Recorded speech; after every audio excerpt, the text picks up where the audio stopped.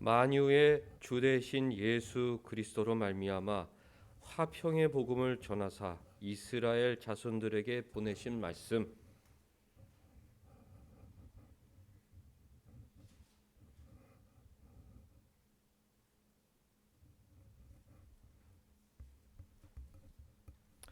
베드로가 입을 열어 말하되 내가 참으로 하나님은 사람의 외모를 보지 아니하시고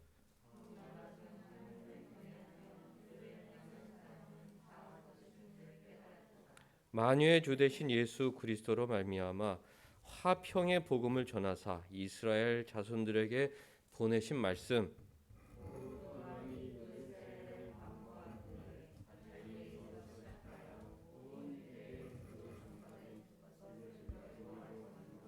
하나님이 나사렛 예수에게 성령과 능력을 기름 붓듯 하셨음에 그가 두루 다니시며 선한 일을 행하시고 마귀에게 눌린 모든 사람을 고치셨으니 이는 하나님이 함께 하셨음이라.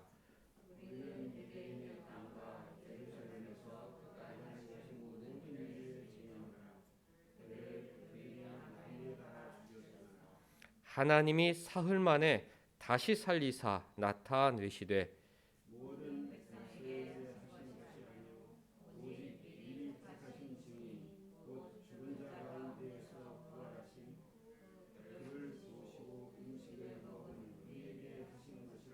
우리에게 명하사 백성에게 전도하되 하나님이 살아있는 자와 죽은 자의 재판장으로 정하신 자가 곧 이 사람인 것을 증언하게 하셨고 그에 대하여 모든 선지자도 증언하되 그를 믿는 사람들이 다 그의 이름을 힘입어 죄 사함을 받는다 하였느니라.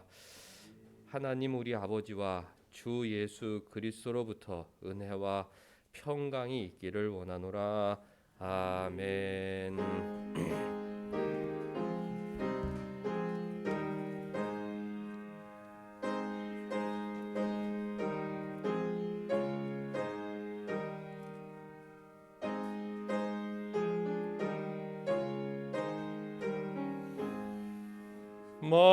만복의 근원 하나님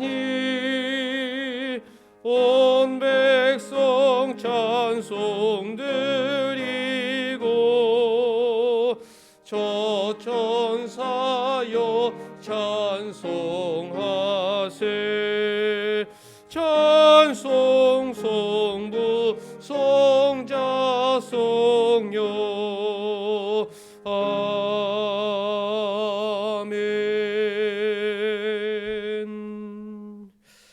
전능하사 천지를 만드신 하나님 아버지를 내가 믿사오며 그 외아들 우리 주 예수 그리스도를 믿사오니 이는 성령으로 잉태하사 동정녀 마리아에게 나시고 본디오 빌라도에게 고난을 받으사 십자가에 못 박혀 죽으시고 장사한 지 사흘 만에 죽은 자 가운데에서 다시 살아나시며 하늘에 오르사 전능하신 하나님 우편에 앉아 계시다가 저리로서 산 자와 죽은 자를 심판하러 오시리라. 성령을 믿사오며 거룩한 공회와 성도가 서로 교통하는 것과 죄를 사하여 주시는 것과 몸이 다시 사는 것과 영원히 사는 것을 믿사옵나이다. 아멘.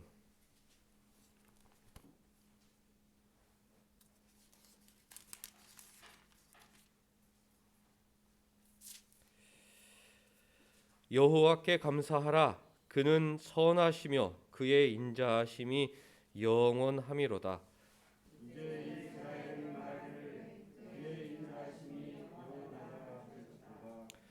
여호와는 나의 능력과 찬송이시요 또 나의 구원이 되셨도다.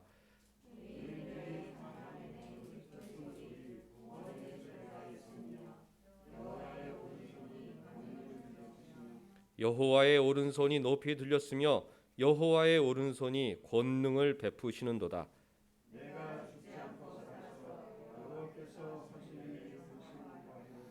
여호와께서 나를 심히 경책하셨어도 죽음에는 넘기지 아니하셨도다.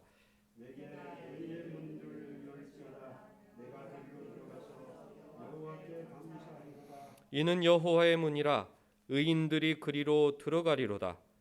주께서 내게 응답하시고 나의 구원이 되셨으니 내가 주께 감사하리이다.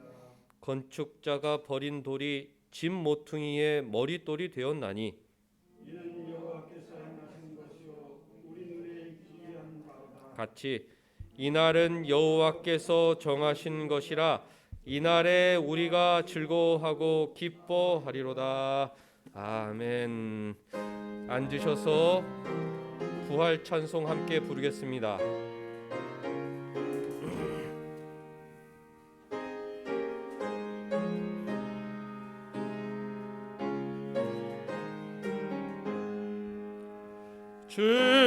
즐겁도다 이날 세세의 할 말 사망 권세 깨고 하늘이 열려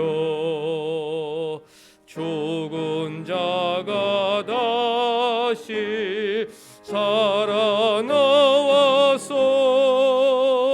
생명의 주 예수 찬송하도다.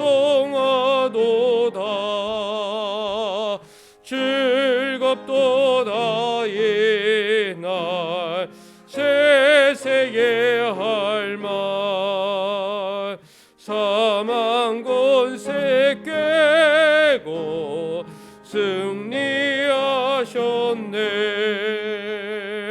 부활하신 주님 나타나시니 천지 만물 모두 새 옷 입었네.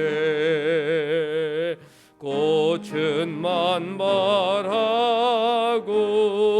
잎이 우거져 승리하신 주를 찬송하도다.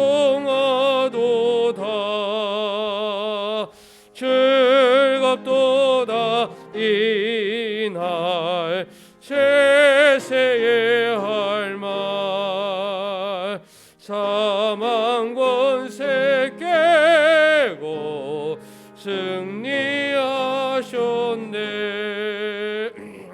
생명의 주 예수 조금 이기고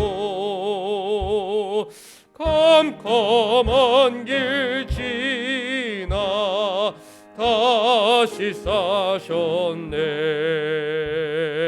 주의 말씀대로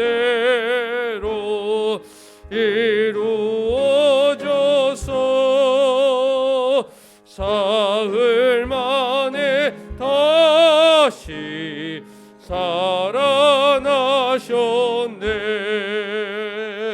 즐겁도다 이날 세세의 할 말 사망 권세 깨고 승리하셨네. 아멘. 고난 주간 한 주간의 삶을 돌아보겠습니다. 예수께서는 우리 죄를 위하여 십자가에서 죽으셨다.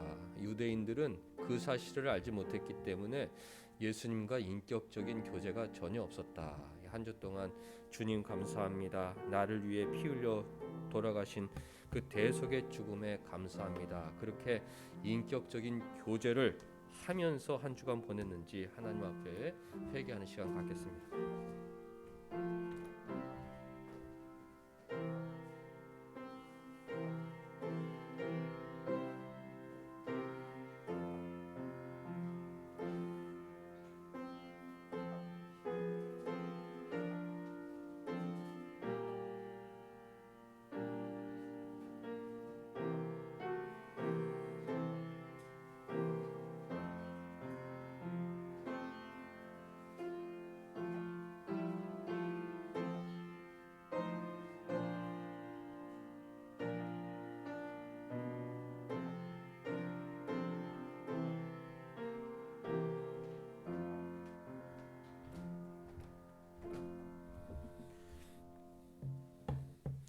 이르시기를 인자가 죄인의 손에 넘겨져 십자가에 못 박히고 제3일에 다시 살아나야 하리라 하셨느니라 한데, 사랑이 많으신 하나님, 고난 주간을 지나 십자가에 못 박히시고 돌아가신 후 사흘 만에 죽은 자 가운데서 다시 사신 예수님을 찬양합니다. 안식 후 첫날 빈 무덤을 찾아갔던 여인들처럼 예수님 하나님 한 분만을 바라는 소망의 삶을 살게 인도하여 주시옵소서.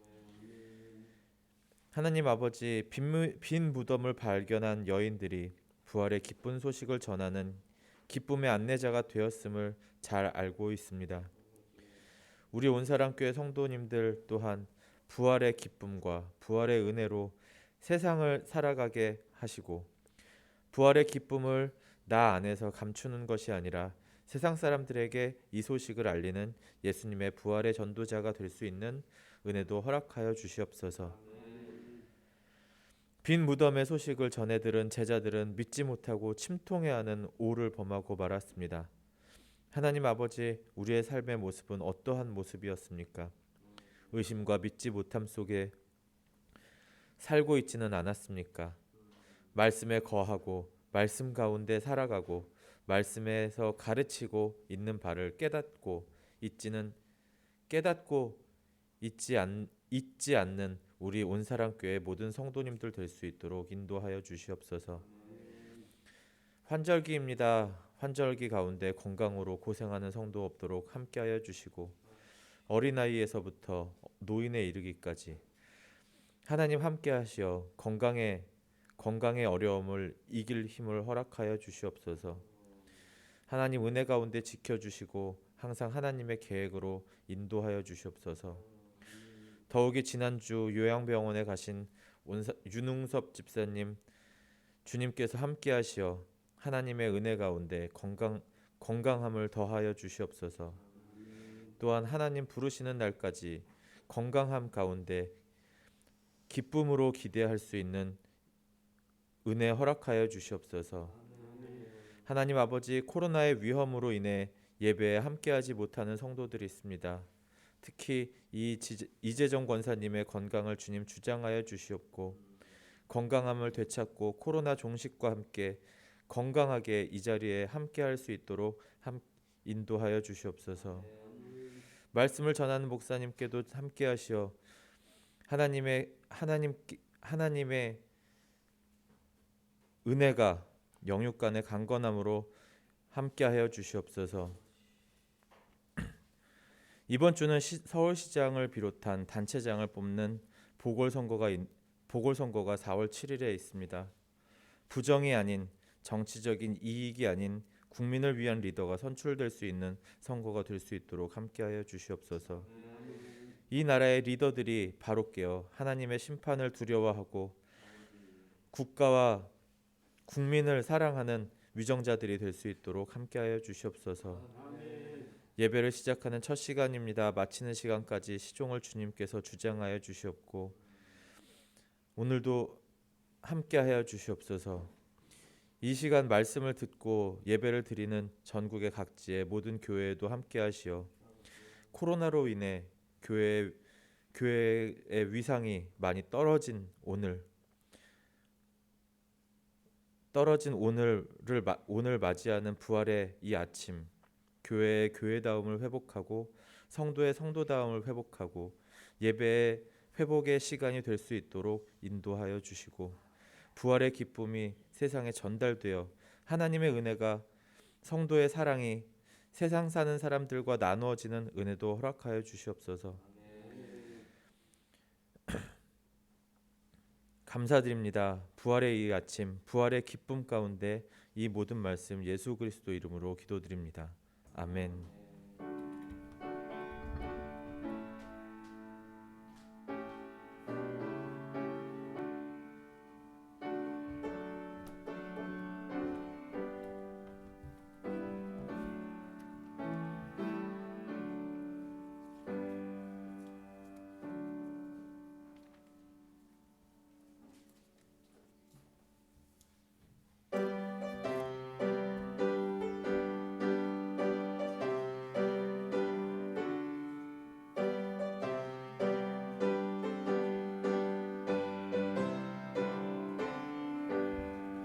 기뻐 찬송하세.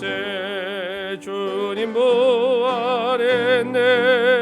그 무덤의 권세 다 깨트셨네.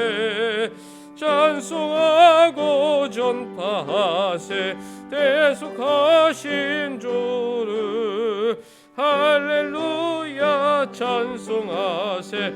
다시 사셨도다. 기뻐 찬송하세. 밝은 빛이 왔네.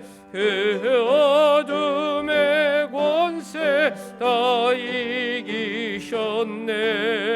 찬송하고 전파하세.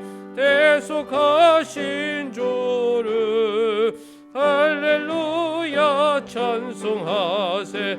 다시 사셨도다. 기뻐 찬송하세.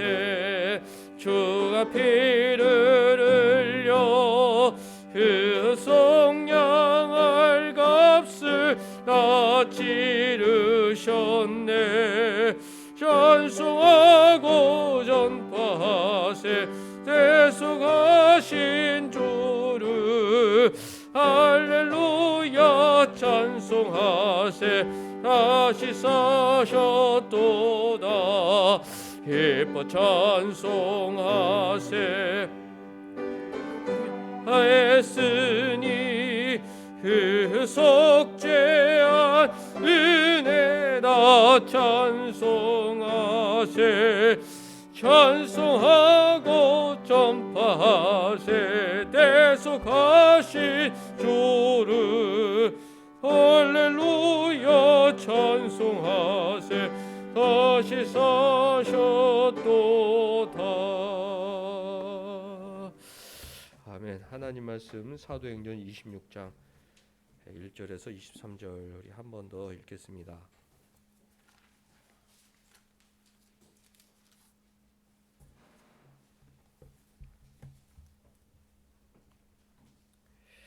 아그리빠가 바울에게 이르되 너를 위하여 말하기를 내게 허락하노라 하니 이에 바울이 손을 들어 변명하되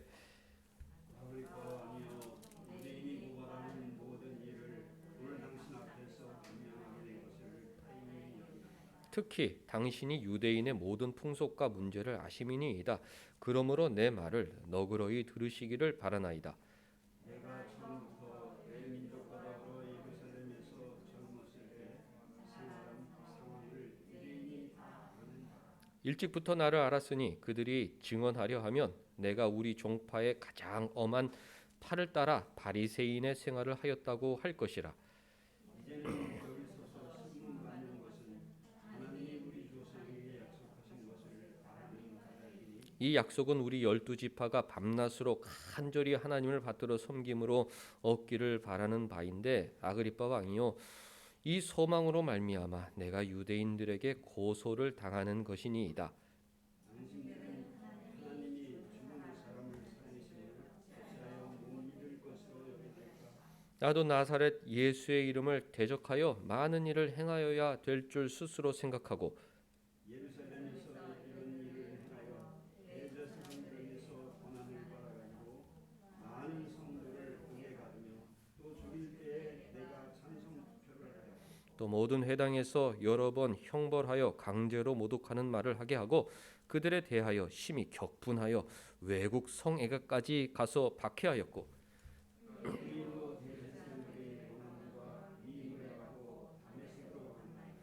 왕이여 정오가 되어 길에서 보니 하늘로부터 해보다 더 밝은 빛이 나와 내 동행들을 둘러 비추는지라.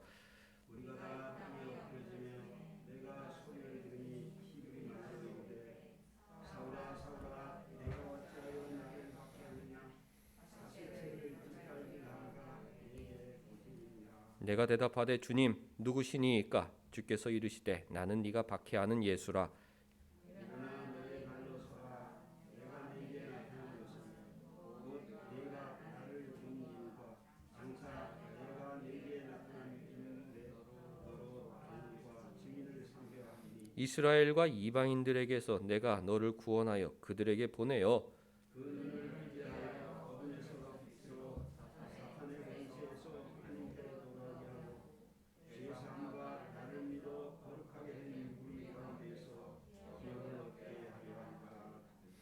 아그리빠 왕이여, 그러므로 하늘에서 보이신 것을 내가 거스르지 아니하고 먼저 다메섹과 예루살렘에 있는 사람과 유대 온 땅과 이방인에게까지 회개하고 하나님께로 돌아와서 회개에 합당한 일을 하라 전함으로 유대인들이 성전에서 나를 잡아 죽이고자 하였으나 하나님의 명심을 받아 내가 오늘까지 서서 높고 낮은 사람 앞에서 증언하는 것은 선지자들과 모세가 반드시 되리라고 말한 것밖에 없으니 같이 곧 그리스도가 고난을 받으실 것과 죽은 자 가운데서 먼저 다시 살아나사 이스라엘과 이방인들에게 빛을 전하시리라 함이니이다 하니라. 아멘.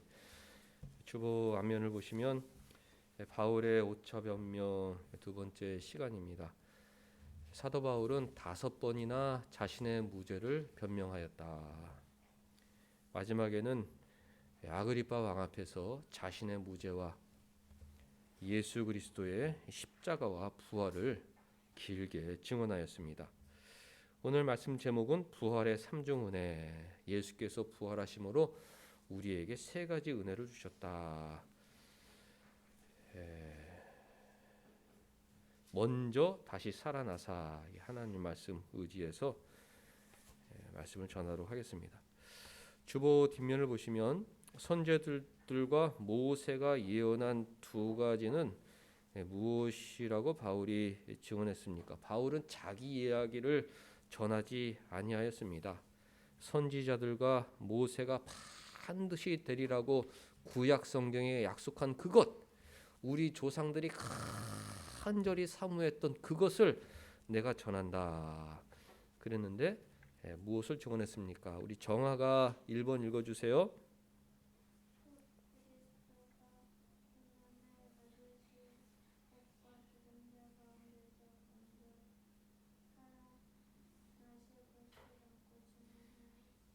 네, 잘 읽어주었습니다. 그리스도가 고난 받으실 것, 죽은 자 가운데에서 먼저 살아나실 것, 그 2가지를 사도 바울은 전하였습니다. 십자가와 부활의 증인이었다. 누군가가 여러분들에게 당신은 무엇을 믿습니까? 난 예수를 믿습니다. 그렇게 대답해야 합니다. 하나님을 믿습니다. 그것은 좀 추상적이죠. 나는 예수를 믿습니다. 나는 예수의 십자가와 부활을 믿습니다. 나는 십자가와 부활의 증인입니다. 그렇게 대답해야 합니다. 십자가는 우리 죄사함의 증거요, 부활은 천국의 증거다. 십자가로 말미암아 우리 죄가 용서받았고 예수의 부활로 말미암아 우리는 천국을 소망하게 되었습니다. 사도 바울은 십자가와 부활의 증인이었다. 우리는 세상에 예수의 증인, 예수 십자가와 예수 부활의 증인으로 살아가야 합니다. 바울은 어떻게 그리스도의 부활을 확신하게 되었습니까? 우리 정우가 한번 읽어주시겠어요? 2번에 1번.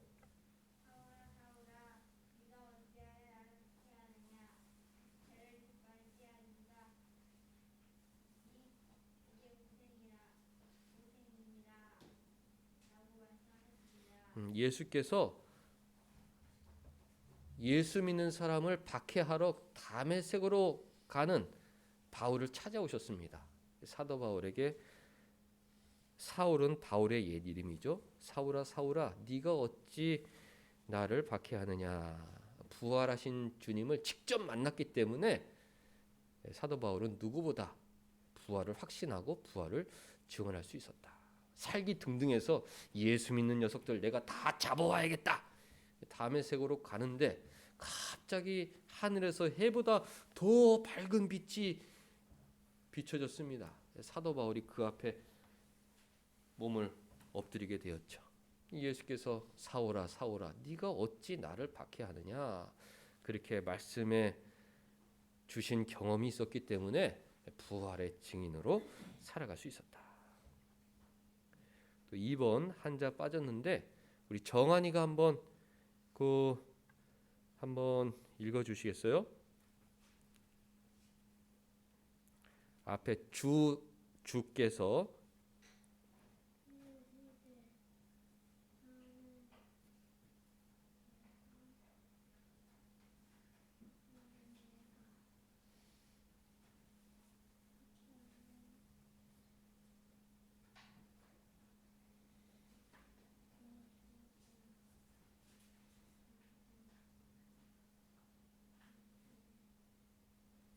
정한이 잘 읽어줬어요. 예.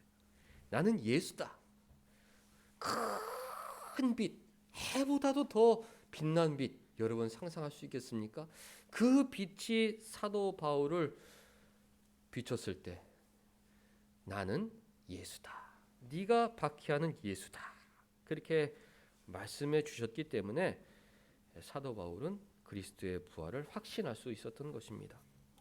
오늘 우리는 성경 말씀을 통해 사도 바울과 똑같은 경험을 하고 있죠. 성경 말씀을 통해 해보다 더 빛난 예수께서 내 마음속에 나는 예수다. 너를 사랑하는 예수다. 라고 말씀하고 계십니다. 우리는 말씀을 통해 예수 십자가와 예수 십자 부활을 경험하고 확신하고 세상의 증인으로 살아가야 합니다. 사도 바울은 선지자와 모세가 반드시 되리라고 한 그것을 전하였습니다. 구약 성경에 예수 그리스도의 십자가에 대해서는 여러 군데 예언이 되어 있는데 구약 성경 어디에 그리스도의 부활에 대해 예언되어 있나 그것을 두고 찾아볼 텐데요. 우리 정민이가 한번 1번, 3번에 1번 읽어주세요.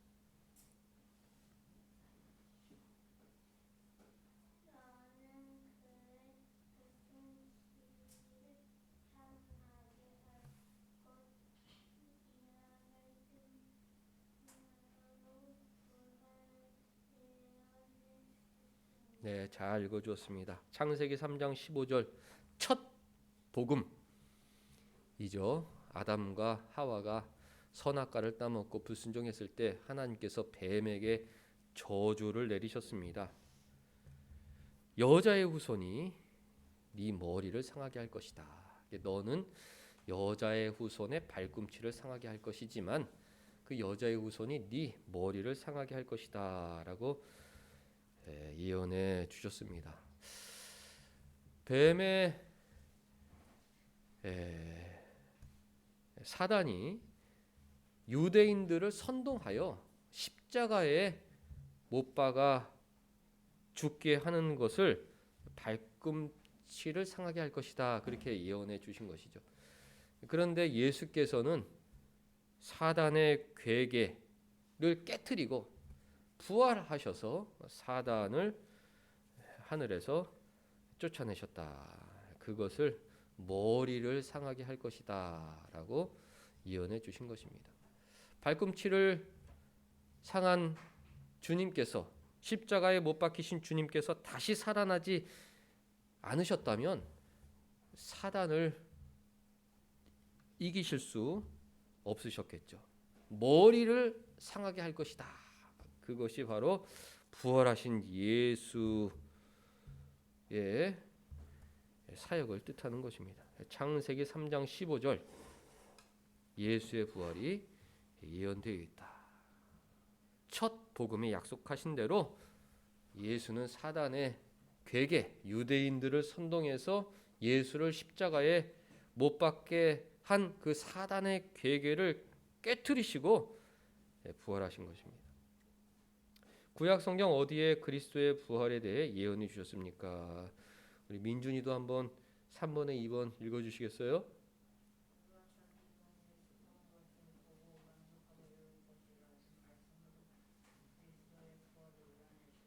이사야 53장은 예수 그리스도의 십자가 대속의 죽음에 대해서 분명하게 예언해 주신 말씀입니다. 그가 찔림은 우리의 허물 때문이다. 그가 상함은 우리의 죄악 때문이다.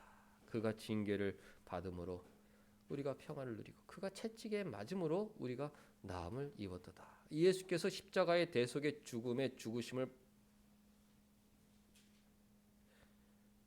죽으셨기 때문에 우리가 평화를 누리고 하나님과 평화를 누리고 나음을 받게 된 것입니다. 이사야 53장 11절 12절에는 예수 그리스도의 부활에 대해서도 잘 예언되어 있습니다. 그가 자기의 영혼에 수고한 것, 속죄 제물 된 것을 뜻하죠. 자기가 십자가에 속죄 제물 되어 죽으신 것을 보고 만족하게 여길 것이다. 만족하게 여긴다는 것은 죽은 사람이 가질 수 있는 감정이 아닙니다. 죽음에서 부활하신 후에 천국에서 그 십자가 대속의 죽음을 보고 많은 사람들이 예수 믿게 되어 하나님의 뜻이 성취되는 것을 보고 만족하게 여기게 되는 것이죠. 창세기 3장 15절, 이사야 53장 11절이 예수 그리스도의 부활에 대해 예언되어 있는 말씀이고, 또 시편 여러 곳에 그리스도의 부활에 대해 예언되어 있습니다. 신약의 성도들은 선지자들과 모세가 반드시 되리라고 한 것, 예수께서 십자가의 대속의 죽음을 죽으시고 그리고 부활하셔 사단의 괴계를 깨뜨리시고 천국에서 교회가 세워지고 성장하는 것을 보고 만족하게 여기실 것이란 그 구약의 말씀을 의지하고 그 말씀대로 이루어지기를 소망하며 살았던 것입니다. 예수의 부활이 중요한 이유는 무엇입니까? 저녁에 우리 자녀들과 가정 모임을 해보다 보니까 이 정확하게 메모하지 않으면 하루도 안 됐는데 잊어버리게 되는구나, 그런 생각을 했습니다.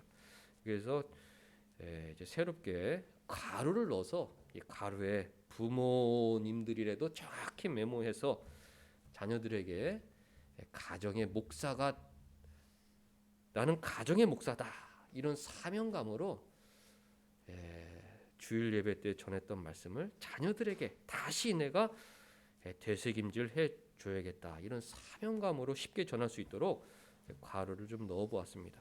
부활의 삼중 은혜, 이 세 가지죠. 이 세 가지 은혜를 예수 그리스도의 부활을 통해 우리가 얻게 되는 것입니다. 첫 번째, 하나님의 아들이심이 증명됩니다. 예수께서 하나님의 아들이시다, 이것이 우리 신앙의 근간 아니겠습니까? 예수께서 사람이시었다면 우리의 신앙은 허무하게 되는 것이죠. 많은 사람들이 사람을 의지하고 사람을 쫓아가다가 멸망의 길로 들어서는데, 우리가 믿는 예수는 하나님이시다, 우리가 믿는 예수는 하나님의 아들이시다, 그것이 우리 신앙의 소망 아니겠습니까? 예수께서 사단의 괴계를 물리치시고 부활하신 그 사건은 예수께서 하나님이시라는 것, 예수께서 하나님의 아들이시라는 것을 분명하게 증명해 주는 것입니다. 우리의 믿음은 확실하다. 예수는 하나님이시다, 예수는 하나님의 아들이시다, 그것을 증명해 주는 것이 예수 부활 사건입니다. 기적 중에 기적, 죽은 자가 다시 살아나는 것 아니겠습니까? 이 세상에 죽음을 승리한 사람은 아무도 없다. 사망 권세를 깨트리시는 분은 오직 우리 구주 예수 그리스도밖에 없다는 그 사실을 우리가 확신하고 신앙생활을 해야 합니다. 예수 부활이 중요한 이유는 무엇입니까? 십자가 죄사함이 확실해집니다. 예수께서 사람이셨다면 십자가에 피 흘려 죽으심이 아무런 효력이 없었을 것입니다.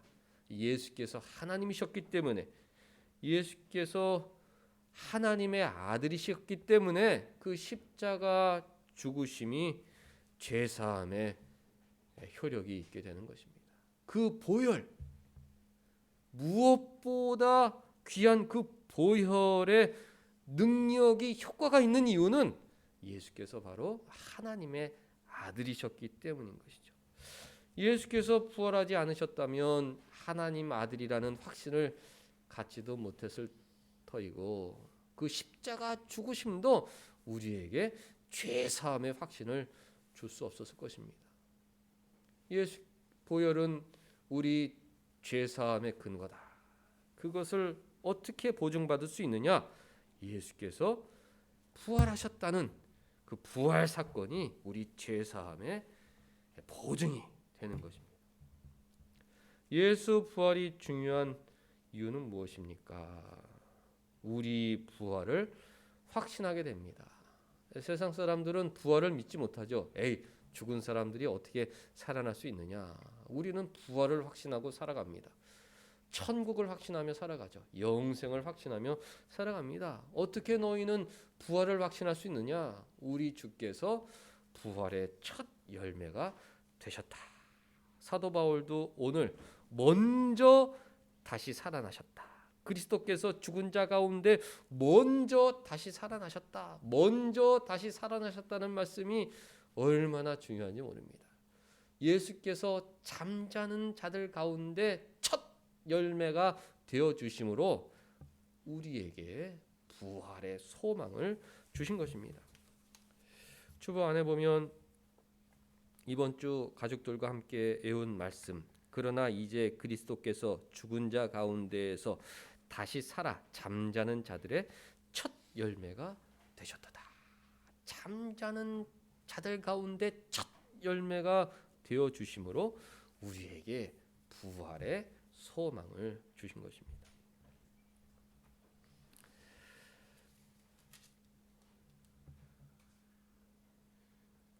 26장 6절 말씀 보면 이제도 여기 서서 신문 받은 것은 하나님이 우리 조상에게 약속하신 것을 바라는 까닭이다. 조상들에게 약속하신 것, 영원히 너희 하나님이 되어주겠다. 너희들과 영원히 함께하겠다. 구약 백성들도 그 영원한 약속을 바라고 살았죠. 우리에게는 영생이 있구나. 영생을 얻으려면 부활을 해야 하지 않겠습니까? 구약 백성들도 부활과 내세와 영생과 천국을 바라보았다. 7절 이 약속은 우리 12지파가 밤낮으로 간절히 하나님을 받들어 섬김으로 얻기를 바라는 바인데, 하나님과 영원히 함께하는 삶, 영생, 내세, 부활, 천국, 12지파가 밤낮으로 간절히 하나님을 받들어 섬김으로 얻기를 바라는 바였다고 성경은 증언합니다. 구약 성도들도 그 가나안 땅, 이 땅의 땅을 얻고자 한평생 노력한 것이 아니라 그 가나안 땅이 예표해주는 영원한 천국을 바라보며 살았던 것입니다.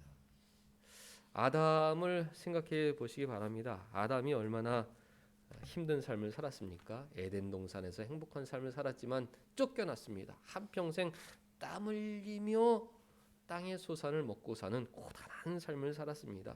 하나님께서 아름다운 두 아들을 주셨지만 둘째 아들이 첫째 아들에게 죽임당하는 끔찍한 고통을 경험하였습니다. 아담에게 유일한 소망이었다면 에덴 동산으로 돌아가는 것, 그곳에서 하나님과 영원히 동행하는 영생의 삶을 누리는 것이 그의 유일한 소망이었을 것입니다. 그는 죽었습니다.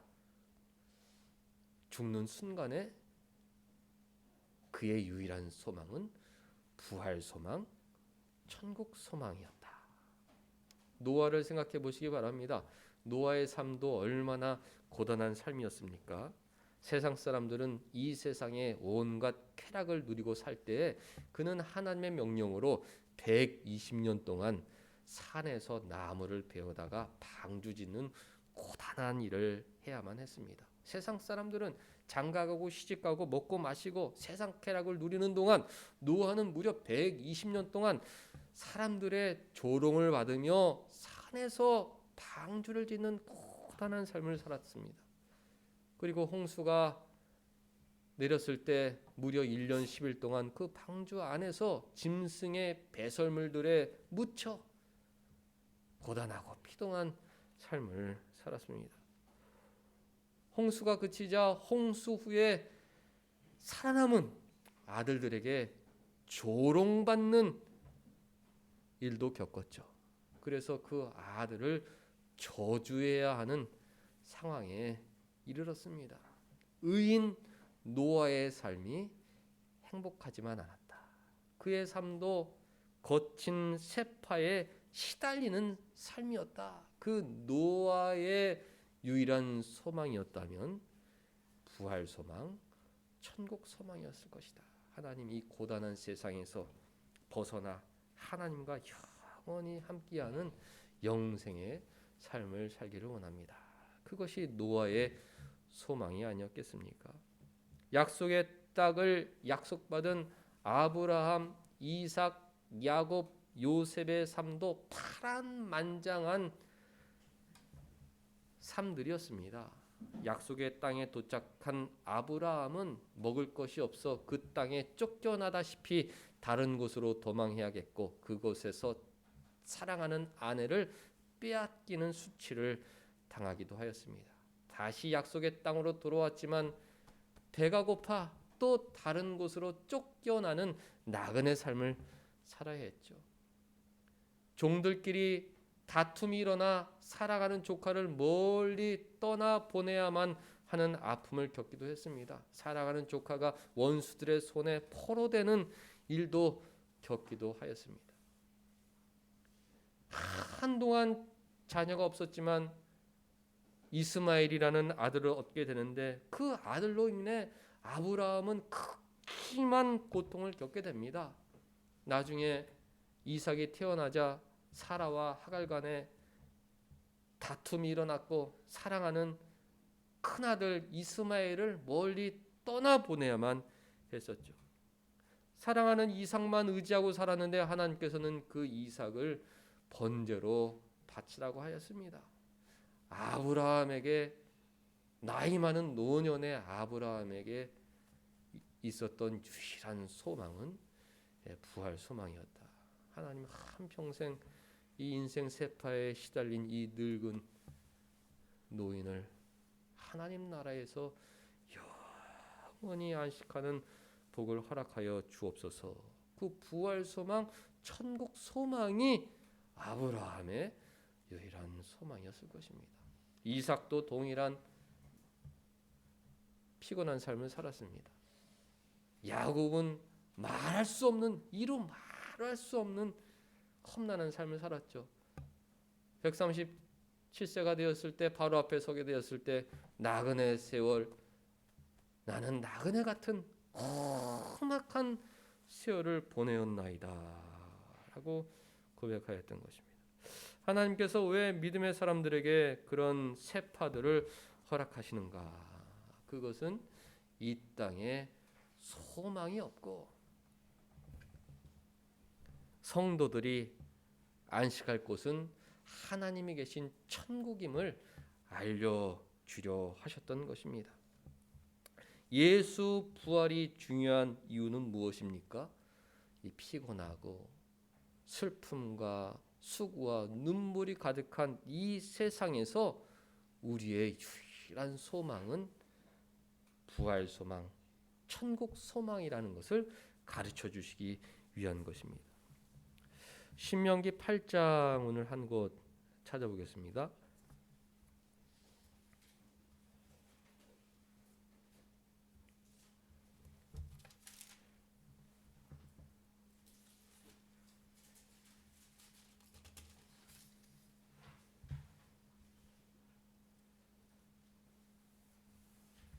모세가 죽을 날이 임박했을 때 이스라엘 백성들에게 유언과도 같은 설교를 하였는데 그것이 신명기입니다. 8장 1절 보면 내가 오늘 명하는 모든 명령을 너희는 지켜 행하라.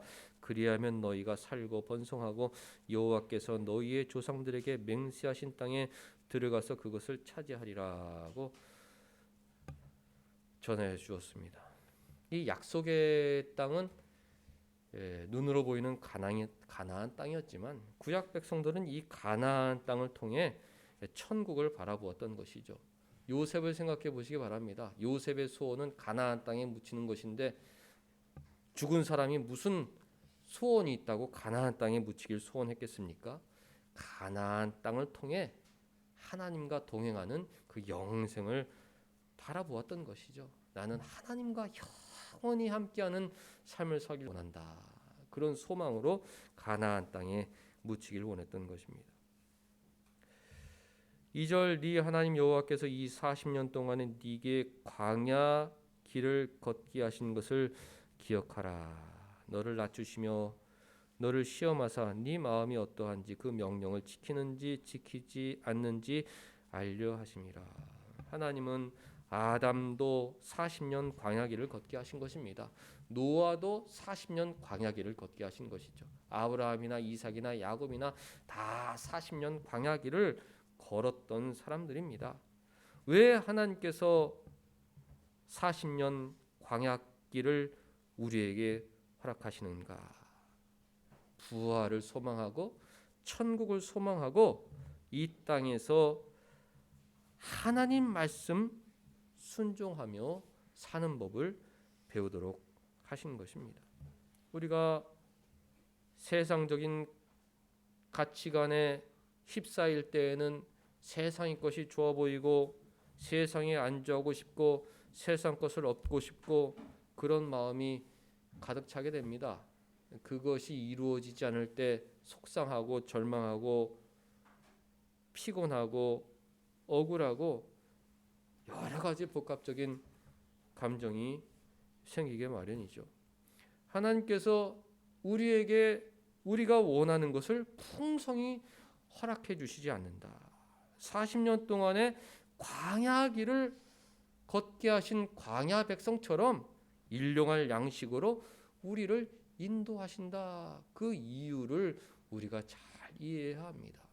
우리의 소원은 이 땅에 있는 것이 아니라 부활 이후에 천국의 영원한 삶, 하나님과 영원히 함께하는 삶이 우리에게 진정한 행복이라는 것을 가르쳐 주시기 위한 것이죠.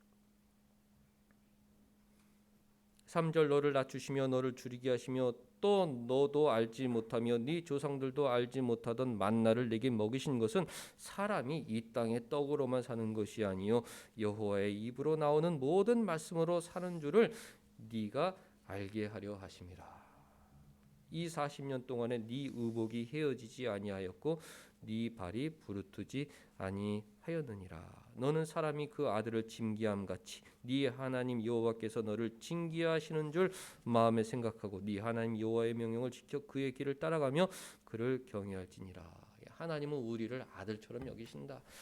아버지가 아들을 징계하듯 하나님은 우리를 그렇게 징계하여 하나님의 백성으로 만들어 가신다. 그렇게 성경은 가르치고 있습니다. 하나님께서 이 땅에 모든 것을 풍성히 허락해 주신다면 우리가 그곳에 안주하여 이 땅에서 오래오래 사는 것을 최고의 행복으로 여길까봐 하나님은 우리를 광야 길을 걷게 하시는 것입니다. 그곳에서 일용할 양식을 주시고 네 발이 부르트지 아니할 것이다. 네 옷이 헤어지지 아니할 것이다. 너는 반드시 약속의 땅에 도착할 것이다. 내가 원하는 것은 그 약속의 땅에 도착하는 그 여정 가운데 네가 부활 소망, 천국 소망을 갖고 하나님 말씀에 순종하는 하나님의 자녀가 되기를 원하는데 네가 그 마음을 알아야 한다. 그런 마음으로 오늘 우리를 광야 길을 걷게 하시는 것입니다.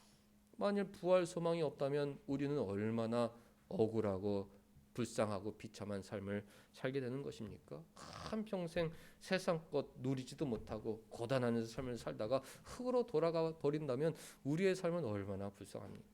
노아가 산에서 사람들은 다 장가가고 시집가고 먹고 마시고 좋은 집에 사는 동안 그 산에서 나무배다 120년 동안 나무 짓는 방주를 짓는 고단한 삶을 살았는데 노아가 그 방주를 다 완성한 후에 죽어 흙으로 돌아가 버린다면 그 인생에 무슨 행복이 있겠습니까?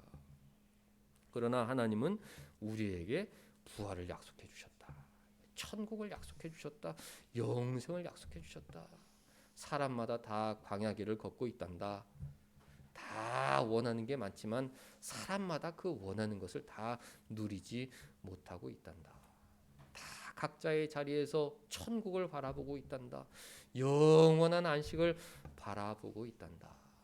나는 너희들이 천국의 구기까지 반드시 함께할 것이다. 네 발은 부르트지 아니할 것이다. 네 옷은 헤어지지 아니할 것이다. 내가 원하는 것은 십자가와 부활의 증인으로서 하나님 사랑하고 이웃 사랑하고 하나님 말씀에 순종하는 진실한 하나님의 자녀로 이 짧은 삶을 살기를 원한다. 그것이 성경의 가르침인 것입니다.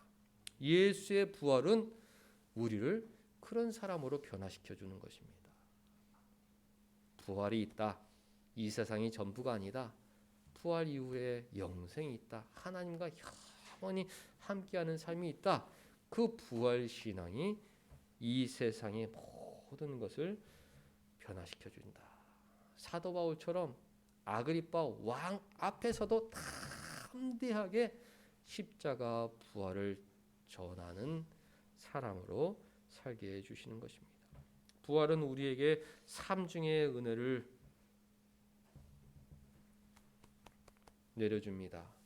예수께서 하나님의 아들이심을 확신하며 살게 해주고 우리의 죄사함을 확신하며 살게 해주시고 또 우리의 부활이 있다는 것을 확신하며 이 나그네 고단한 삶을 믿음으로 살게 해주는 삼중의 은혜가 예수 그리스도의 부활 속에 있는 것입니다.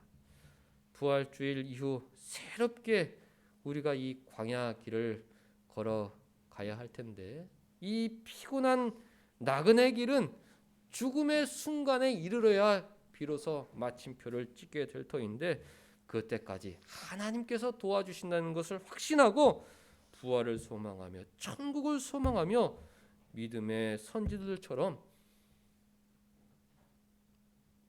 믿음의 싸움, 믿음의 경주를 완수하는 온 사람교회 모든 성도님들 될 수 있기를 주님의 이름으로 간절히 축원합니다. 기도하겠습니다. 하나님, 예수 그리스도의 부활을 통하여 우리의 부활과 영생을 확신하며 살게 해 주시니 감사드리옵나이다.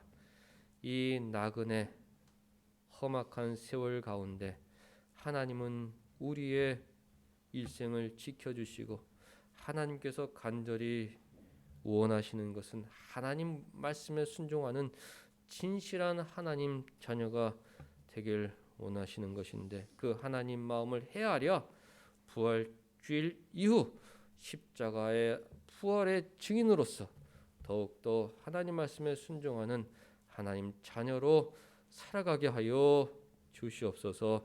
예수님의 이름으로 기도하옵나이다. 아멘.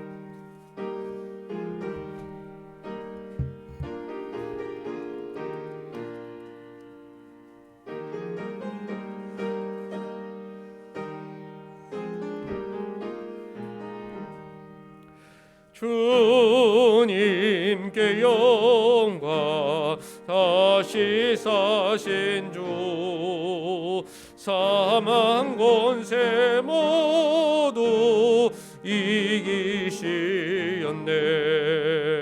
흰 옷 입은 천사 돌을 옮겼고 누우셨던 곳은 비어 있었네. 주님께 영광 다시 사신 주 사망 권세 모두 이기시었네. 부활의 주님 나타나시사 두려움과 의심 물리치셨네. 주의 교회 기뻐 찬송하여라. 다시 사시 주님 죽음 이겼네. 주님께 영광 다시 사신 주 사망 권세 모두 이기시었네.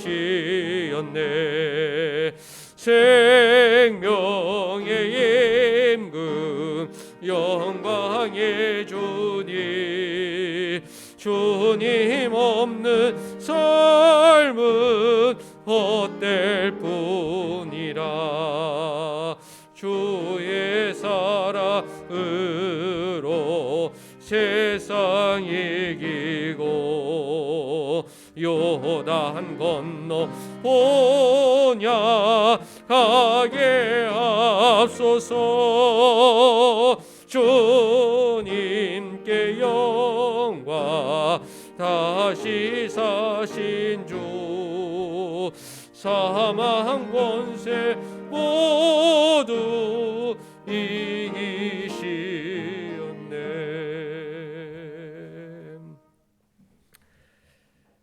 하나님 아버지, 이스라엘 백성들이 요단을 건너 약속의 땅에 들어갔던 것처럼 우리가 죽음의 요단강을 건너 하나님 계신 곳 천국에 이르게 된다는 것을 확신하며 이 나그네 삶 살게 하여 주시옵소서. 어렵고 힘든 세상 가운데 하나님께서 도와주신다는 성경 말씀 마음 깊이 새기며 살게 하여 주셔서 이 세상과 짝하지 않게 하시고 이 세상을 부러워하지 않게 하시고 오직 십자가의 부활의 증인으로서 담대하게 살아가는 하나님 자녀가 되게 하여 주시옵소서.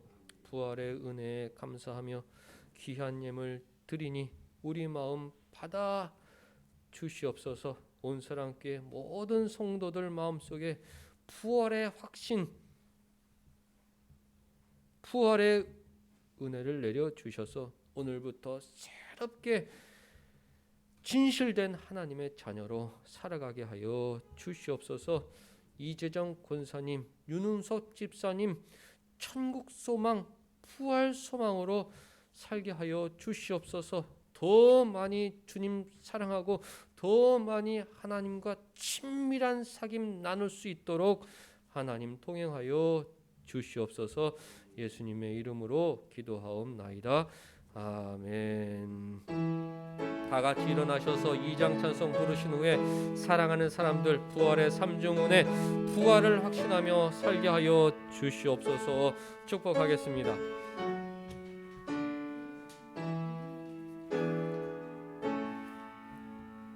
성부 성자 성령께 찬송과 영광 돌려보내세.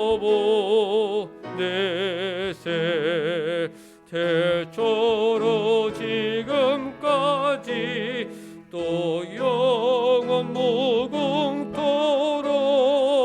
성삼위께 영광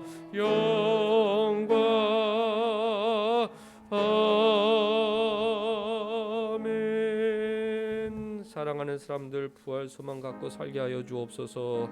축복하겠습니다.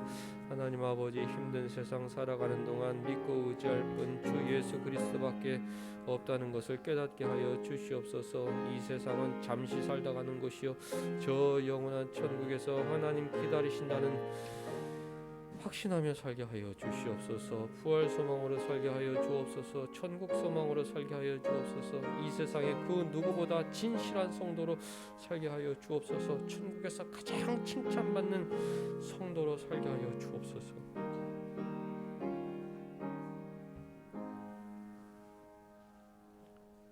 주 예수 그리스도의 은혜와 하나님의 사랑과 성령의 교통하심이 너희 무리와 함께 있을지어다.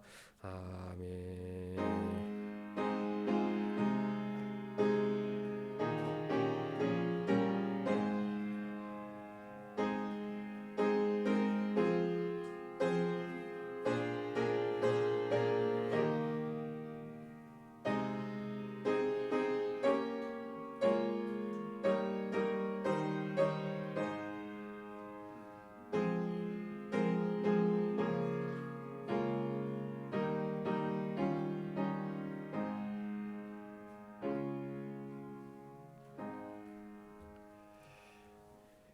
우리 앉으셔서 말씀 읽고 또 신조 잠깐 읽고 헤어지겠습니다.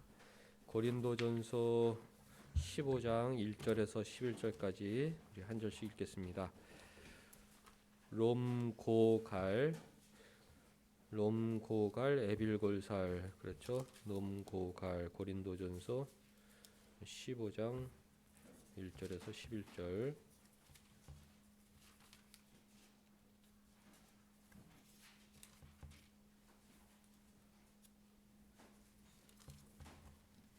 우리 한 절씩 있습니다. 형제들아 내가 너희에게 전한 복음을 너희에게 알게 하노니 이는 너희가 받은 것이요 또 그 가운데 선 것이라.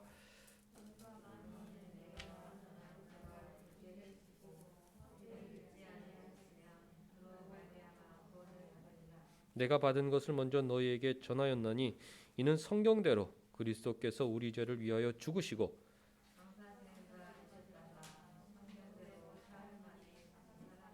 게바에게 보이시고 후에 12 제자에게와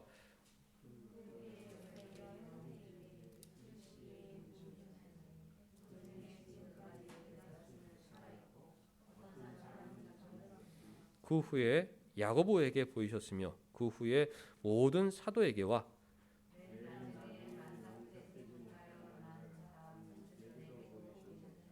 나는 사도 중에 가장 작은 자라. 나는 하나님의 교회를 박해하였으므로 사도라 칭함 받기를 감당하지 못할 자니라.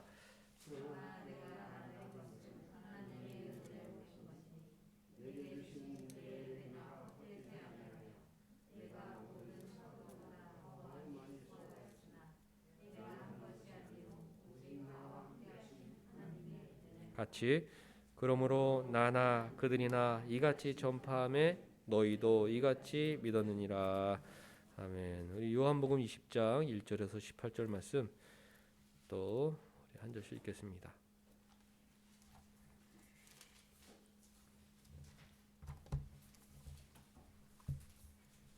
요한복음 20장 1절에서 18절. 안식 후 첫날 일찍이 아직 어두울 때에 막달라 마리아가 무덤에 와서 돌이 무덤에서 옮겨진 것을 보고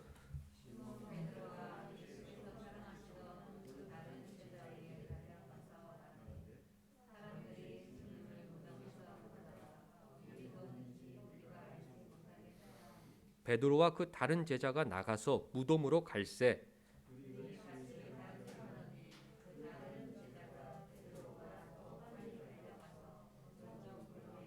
구부려 세마포 놓인 것을 보았으나 들어가지는 아니하였더니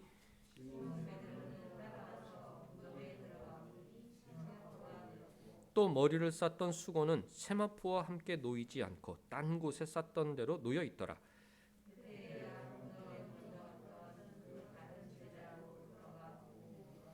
그들은 성경에 그가 죽은 자 가운데서 다시 살아나야 하리라 하신 말씀을 아직 알지 못하더라.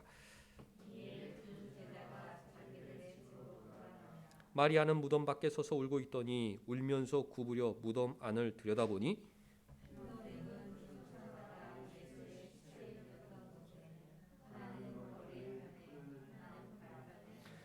천사들이 이르되 여자여 어찌하여 우느냐 이르되 사람들이 내 주님을 옮겨다가 어디 두었는지 내가 알지 못함이니이다.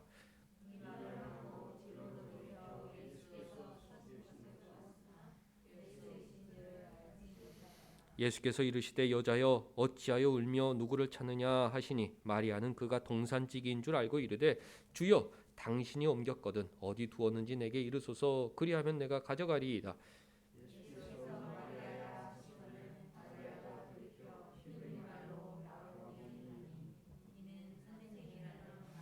예수께서 이르시되 나를 붙들지 말라 내가 아직 아버지께로 올라가지 아니하였노라. 너는 내 형제들에게 가서 이르되 내가 내 아버지 곧 너희 아버지 내 하나님 곧 너희 하나님께로 올라간다 하라 하시니 막달라 마리아가 가서 제자들에게 내가 주를 보았다 하고 또 주께서 자기에게 이렇게 말씀하셨다 이르니라. 아멘. 우리 유인물 보겠습니다. 도르트 신조 연초에 시작을 했는데 중간에 코로나 때문에 좀 모임을 모이지 못했고 또 우리 주일학교 아이들이 중간에 같이 참여하면서 앞에 부분을 공부하지 못했습니다. 그래서 좀 이렇게 좀 앞에 부분을 잘 정리해서 좀 완성해서 이제 좀 좀 만들어 보기 위해서 좀 정리 중인데, 앞에 부분을 이렇게 정리하면서 우리 아이들과 함께 다시 살펴보고 복습하는 것도 좋겠다. 좀 만들어 보았습니다. 자, 교리는 무엇인가? 1번 우리 읽습니다. 쭉 시작. 교리는 성경 진리의 요약입니다. 대표적인 교리로 삼위일체 교리와 이신칭의 교리가 있습니다. 삼위일체란 성부, 성자, 성령 세위께서 하나님이시라는 뜻으로 성경 전체에 계시되어 있는 하나님을 정확하게 정의한 용어입니다. 이신칭이란 오직 믿음으로 의롭다 여김을 받는다는 뜻으로 성경 66권이 가르치는 구원을 명료하게 요약한 용어입니다. 민준이 중요한 교리가 두 가지가 뭐가 있다고요? 이신칭의 교리, Justification by Faith alone, 오직 믿음으로 우리는 의롭다함을 얻는다. 이 두 가지는 중요한 교리다. 자, 2번 읽습니다. 자, 시작. 이단은 잘못된 교리를 가르칩니다. 이단은 악의적인 목적으로 혹은 성경에 대한 무지로 인해 성경 구절을 단편적으로 이해하여 진리를 왜곡시킵니다. 예를 들어 아리우스라는 사람은 성자는 성부보다 열등하고 성부에게 종속된 성부의 창조물이라고 주장했습니다. 성경 전체를 보지 않고 예수께서 하나님의 아들이시라는 구절들에만 집중했기 때문입니다. 그러나 성경은 동시에 이 말씀은 곧 하나님이시라고 증언하고 있습니다. 이단들은 성경을 잘 모른다. 단편적으로 부분적에 집중한다. 예수께서 하나님의 아들 그것만 집중하다 보니까 하나님은 높은 분이고 예수님은 좀 낮은 분이구나 이렇게 이해했는데, 성경을 보면 말씀은 하나님이시다. 예수께서 하나님이시다. 그런 말씀이 있기 때문에 성경을 전체적으로 보아서 삼위일체 교리가 만들어지게 된 거죠. 교리는 어떻게 만들어졌나? 1번 있습니다. 자, 시작. 교리는 이단을 몰아내는 과정에서 정립되고 정교해졌습니다. 정속론을 주장한 아리우스를 몰아내면서 삼위일체 교리가 정립되었습니다. 원죄를 부인한 펠리기우스를 몰아내면서 이신칭의 교리가 정립되었습니다. 로마 가톨릭을 몰아내고 종교개혁을 단행할 때 이신칭의 교리가 재확립되었습니다. 인간의 전적 부패를 부인한 알미니아스를 몰아내면서 성경의 5대 교리를 확립하였습니다. 교리는 어떻게 만들어졌나? 민혁이 어떻게 만들어졌다고요? 가정에서 만들어졌다. 삼위일체도 이신칭의도 다 이단을 몰아내는 과정에서 정교된 것이다. 2번 또 읽습니다. 시작. 교리는 어느 한 사람의 작품이 아니라 믿음의 아버지들이 오랜 시간 회의를 거쳐 공식화한 교회의 산물입니다. 니케아 총회는 알렉산드리아의 아다니우스의 주도하에 아리우스를 이단으로 정죄하고 니케아 신조를 작성하므로 삼위일체 교리가 성경의 진리라고 선언하였습니다. 이후 콘스탄티노플 공회와 칼케돈 총회에서 더욱 정교하게 공포되었습니다. 회의를 통해서 만들었다.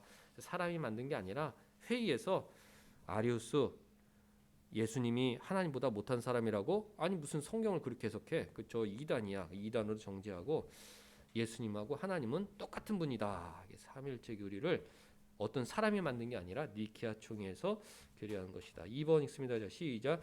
카르타고 총회는 초대교회 완성자인 히포의 어거스틴 주도하에 펠라기우스를 이단으로 정죄하고 성경의 구원 진리는 오직 은혜로 말미암는 이신칭임을 재확립하였습니다. 이후 에베소 총회와 오랑주 총회가 재공인하였습니다. 이신칭이도 누가 만든 게 아니라 성경에 있는 내용인데 카르타고 총회에서 이제 공헌하였다. 또 3번 있습니다. 시작. 도르트 총회는 고마르스 주도하에 알미니우스를 이단으로 정죄하고 헌법 형식의 도르트 신조를 작성하여 삼위일체 하나님과 이신칭의 구원을 바탕으로 하는 구원의 5대 교리를 분포하였다. 알미니우스 좀 이단 사상이야 정죄하고 했다. 자, 민선이 교리는 어떻게 만들어졌다고요? 2번에 첫 줄 읽으시면 돼요.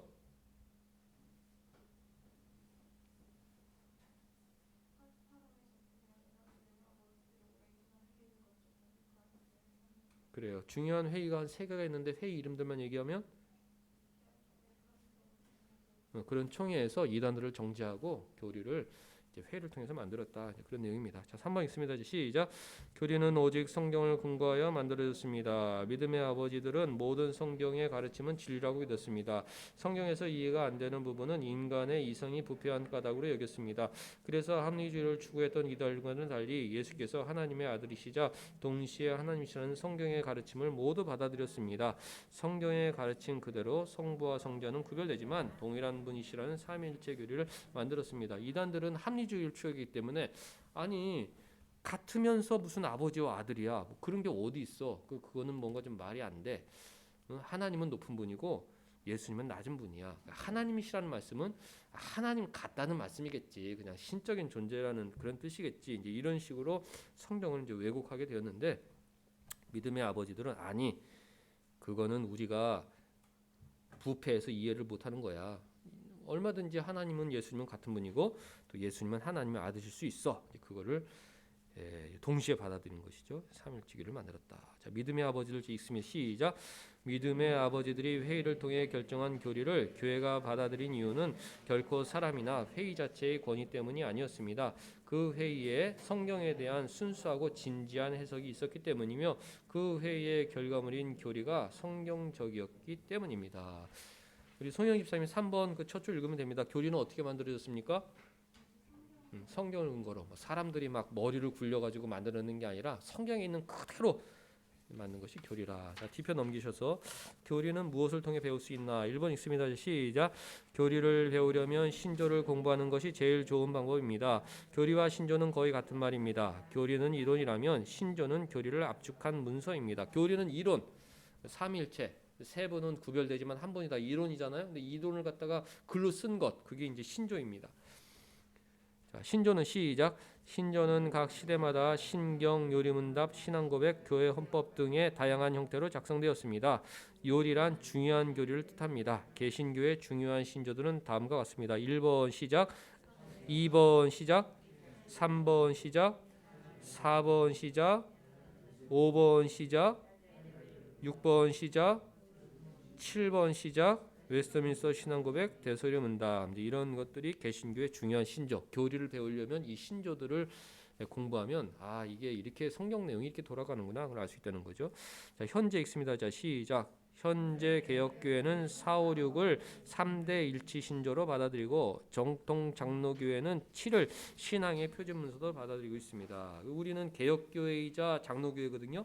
그러니까 장로교회이기 때문에 웨스트민스터 신앙고백 대소위 문답을 우리의 표준 문서, 성경이 이해가 안 된다. 그러면 이 웨스트민스터 신앙고백과 대소위 문답을 찾아보는 겁니다. 아 이렇게 해석하는 거구나. 표준 문서. 또 개혁교회이기 때문에 개혁교회는 4, 5, 6 네덜란드 신앙고백, 하이델베르그 요리문답, 도르트 신조 이 세 가지를 3대 일치 신조로 받아보기 때문에 이제 그것은 우리가 이제 참고할 수 있죠. 잘 모르면 개혁교회와 장로교회 시작. 개혁교회와 장로교회는 모두 칼빈주의 유산이며 3에서 7은 모두 칼빈주의 신조입니다. 네덜란드 신앙고백서를 작성한 순교자 기드 브레와 하이델베르그 요리문답을 작성한 올레비우스는 종교개혁의 완성자 칼빈의 제자였습니다. 도르트 총회를 주도했던 고바루스는 칼빈의 후계자인 베자의 제자였습니다. 3대 일치 신조는 모두 칼빈의 제자들에 의해 작성된 것입니다. 도르트 신지의 5대 교리를 칼빈주의 5대 교리라고 부르기도 합니다. 그러니까 제네바부터 7번까지는 다 칼빈의 영향을 받은 개혁주의 신조들이다. 다 자매 신조들이고 우리가 다 공부하면 유익한 신조들이라 그런 말입니다. 자, 오른쪽 종교개혁 시작. 종교개혁 당시의 뜨거운 열기는 훗날 모든 교리를 정리하여 총망라한 장로교회의 웨스트민스터 신학고백보다 오히려 개혁교회의 3대 일치 신조에 잘 나타나 있습니다. 외신은 3인칭으로 서술한 반면 제네바 문답과 벨직은 우리는 믿습니다 라고 1인칭으로 신앙을 서술하였습니다. 웨스트민스터 신앙고백은 1648년 종교개혁이 일어난 지 120년이 지난 후에 기록되었기 때문에 아주 차분하고 정갈하고 논리적으로 이론적으로 총망라에 정리한 백과사전 같은 책인데 그 앞에 있는 것은 막 종교개혁 당시 순교하면서 목숨을 지키면서 그렇게 작성된 문서이기 때문에 오히려 더 뜨거움이 잘 나타나 있다. 외신은 사람의 제일 되는 목적 이렇게 하는데 제네바 문답 벨직은 우리는 이렇게 믿습니다. 이렇게 더 뜨겁게 잘 정리해 놓아서 3대 일치 신조가 더 뜨거운 열기를 느낄 수 있다. 자, 2번 읽습니다. 자, 시작. 교리는 성경 공부와 신앙생활의 필수 도구입니다. 교리는 첫째, 구원에 이르는 지혜를 정확하게 가르쳐 줍니다. 십자가 대속과 이신칭의 교리는 죄사함의 확신을 갖게 해줍니다. 죄사함의 은혜에 감사하며 거룩한 삶을 추구하게 해줍니다. 중요하죠. 정확하게 가르쳐 준다. 구원에 대해서 정확하게 가르쳐 준다. 천주교 다니는 사람들은 구원이 뭔지 몰라요. 어떻게 구원받는지 몰라. 우리는 구원에 대해서 정확하게 알게 되죠. 십자가 대속 이신칭이 그것으로 우리가 구원받는구나. 정확하게 구원에 대해서 알기 때문에 이 교리가 얼마나 중요한지 모릅니다. 자, 둘째 시작. 둘째, 어려운 성경 말씀을 이해시켜 줍니다. 만일 믿음의 아버지들이 몇백 년 동안 성경 연구에 헌신하여 삼위일체 교리를 만들지 않았다면 우리는 성경의 하나님에 대해 괴이한 생각을 하게 되었을지도 모릅니다. 교리는 성경 이해의 필수 도구입니다. 이게 삼위일체 교리가 120 몇 년 동안 만들어진 교리인데 무슨 하나님이 예수님하고 같은 분이고 또 예수님이 하나님의 아들이고 이게 도대체 무슨 말이야? 이게 어떻게 하나님이었다가 또 어느 순간 가면 쓰고 예수님으로 나타나는 건가? 뭐 이런 개이한 생각을 하게 되었을 수 있을 텐데 삼일체 교리가 있기 때문에 이게 이런 말이구나. 쉽게 성경을 이해할 수 있게 되는 겁니다. 자, 셋째 시작. 셋째, 이단을 구별해 줍니다. 삼위일체와 이신칭이 그리고 도르트 신조의 5대 교리 등은 정통과 이단을 구분하는 시금석입니다. 자, 넷째 시작. 복음을 정확히 전할 수 있게 해줍니다. 소망에 관한 이유를 묻는 자에게 분명하게 대답할 수 있게 해줍니다. 우리가 복음을 전하며 살아야 되는데 우리가 알지도 못하는 걸 어떻게 전하겠어요? 사람들이 하나님하고 예수님하고 무슨 관계야? 우리가 알지 못하는 걸 어떻게 전하겠습니까? 그러니까 정확하게 복음을 전할 수 있습니다. 정리. 자, 우리 박병현 집사님이죠. 그 교리 뒤에 그 첫째 문장 있어요. 교리는 무엇입니까? 성경 진리의 요약. 그러니까 성경 진리를 그냥 말로 간단하게 요약하는 게 교리다. 교리는 어떻게 만들어졌습니까, 박병조 집사님? 교리는 이단을 몰아내는 과정에서 정립되고 정교해졌습니다. 또 두 번째, 2번. 어느 한 사람의 작품이 아니라 믿음의 아버지들이 오랜 시간 회의를 거쳐 공식화한 교회의 산물입니다. 네, 그리고 또 어떻게 만들어졌어요? 3번.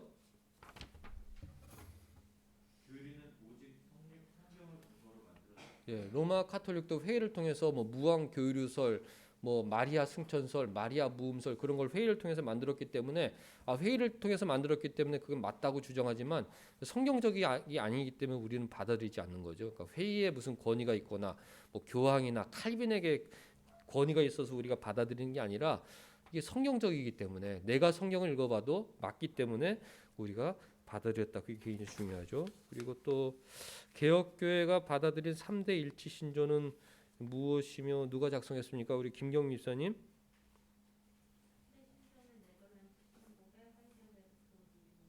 도르트 신조 그게 돼 있죠. 네덜란드 신앙 고백은 누가 기록했어요? 거기 찾아보세요. 네덜란드 신앙 고백서는 순교자 기도 브레가 작성했다. 칼빈의 제자 기도 드 브레. 또 그 다음에 하이델베르그는 누가 작성했어요? 역시 칼빈의 제자. 그리고 도르트 신전 누가 주도해서 작성했어요? 배자의 제자였다. 칼빈주의 신조였다는 것. 그리고 다시 이쪽으로 넘어가겠는데 우리 민혁이 장로교회가 받아들인 신앙의 표준문서는 무엇입니까? 대수의 문답은 우리 장로교회 표준시다. 교리를 공부해야 하는 이유 네 가지는 무엇입니까? 그런데 송영길 집사 아까 짧았으니까 한번 해보시죠. 교리에 의해 혹시 교리를 공부해야 하는 네 가지 이유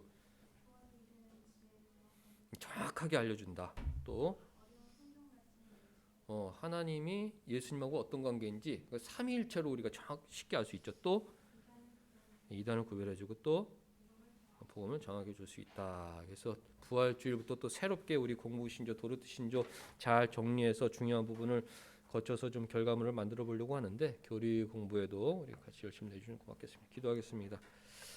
하나님 모여 성경 공부하고 교리 공부함으로 구원에 대한 진리를 정확하고 바르게 알게 하여 주시니 감사드리옵나이다. 오늘부터 새로운 마음으로 살게 하여 주시옵소서. 부활의 소망을 갖고 나그네 삶 잘 걸어가게 하여 주시옵소서. 하나님께서 혹시 고단하고 피곤한 삶을 허락하실지라도 천국과 부활에 대한 소망을 더욱 굳게 해 주시려는 아버지 같은 사랑의 마음인 줄 알고 믿음 생활 잘하는 온사랑교회 성도들 되게 하여 주시옵소서. 하나님께서 한 주간 부활의 능력으로 저희들 지켜주시길 간절히 원하오며 예수님의 이름으로 기도하옵나이다. 아멘.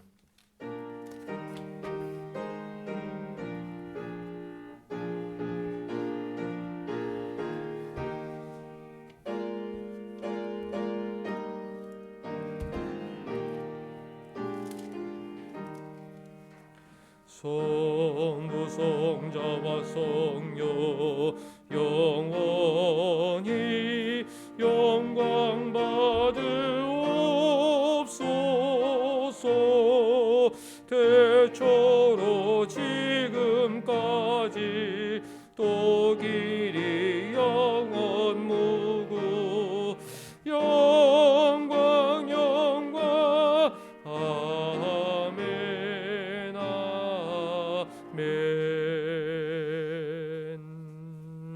주기도문으로 마치겠습니다. 하늘에 계신 우리 아버지여, 이름이 거룩히 여김을 받으시오며 나라가 임하시오며 뜻이 하늘에서 이루어진 것 같이 땅에서도 이루어지이다. 오늘 우리에게 일용할 양식을 주시옵고 우리가 우리에게 죄 지은 자를 사하여 준 것 같이 우리의 죄를 사하여 주시옵고 우리를 시험에 들게 하지 마시옵고 다만 악에서 구하시옵소서. 나라와 권세와 영광이 아버지께 영원히 있사옵나이다. 아멘.